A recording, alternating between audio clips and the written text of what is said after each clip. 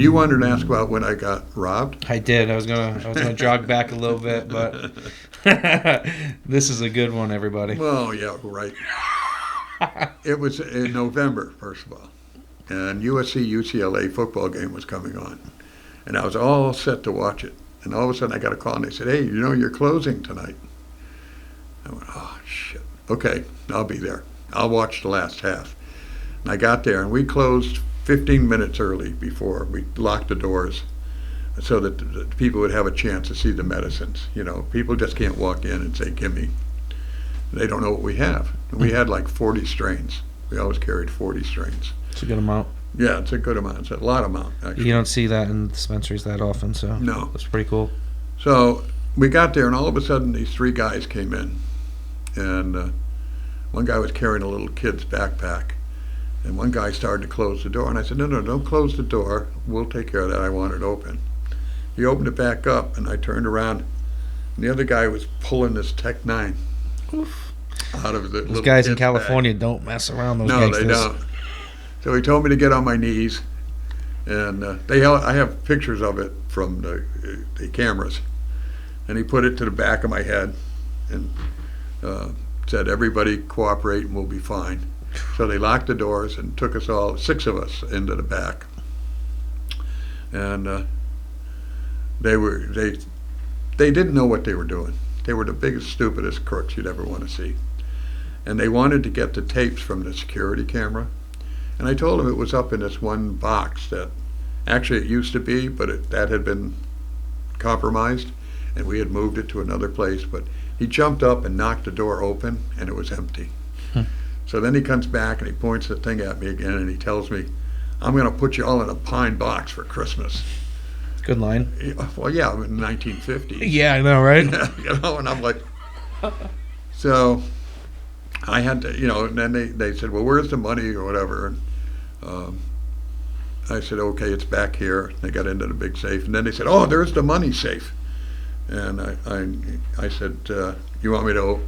He was telling me to open it. He says, "No, give me the numbers." I said, "You'll never know how to open it. I can give you the numbers, but unless you know which way to turn and how many ways to turn and what have you, just shut up and give me the numbers." I said, "Okay, I'll give you the numbers." So he never got it open. I didn't give him the right numbers anyway. Oh, nice. And so they took my wallet, and I said, "Don't take my wallet. I got my kids, grandkids' pictures and stuff. You don't need that." But that didn't stop. They took the phone, they took the wallets, and they hurriedly left because they had been too long. They were told to be in there for a certain length of time. There was a driver outside.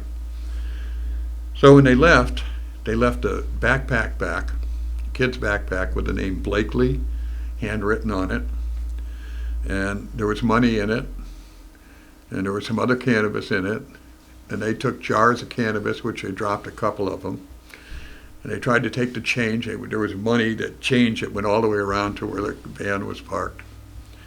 So anyways, we're all handcuffed and while they're running off, and they finally run away. We cut ourselves out, we called 911, got the sheriff.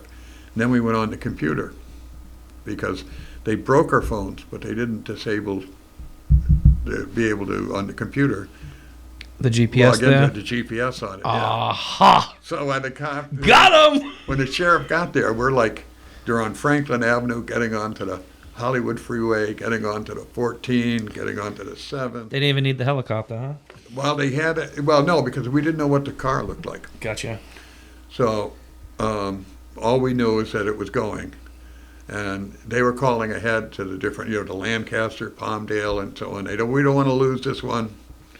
And then there was a place stop, and then they got again and went on. And they finally stopped in Lancaster. And they sent a helicopter over to measure the heat of the engine, because the address that we had a hot engine. So then they went in with SWAT. Within 20 minutes, they were arrested.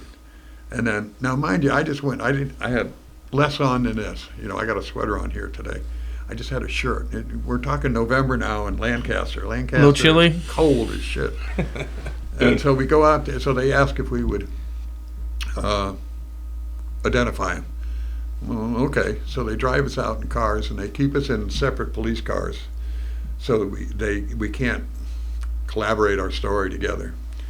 And we drove them all out, and they bring them out, and we're in a police car. They can't see us, but we can see them. And when it was my turn, the guy came out, and he wouldn't get out of the police car. And they're fighting. They said, pepper him. They go, don't pepper me, pepper him in your car. He said, I'm not driving back to West Hollywood with a car full of pepper spray. So they finally bring him out, and he wouldn't lift his head, so they put a foot in his knee, grabbed his hair and pulled his head back so I could see his face. Then the other one came out, these big brave guys with Tech 9s, right? The kid's crying. Oh, yeah. Crying like a little bitch. Mm-hmm. So we identified the three, and the driver was an older guy that was really mean. He looked right at me and spit. Oof. And so anyways, they got arrested. We never got the cannabis back. We never got the money back. We got the envelopes that we could turn into the insurance, and after a year they finally paid us.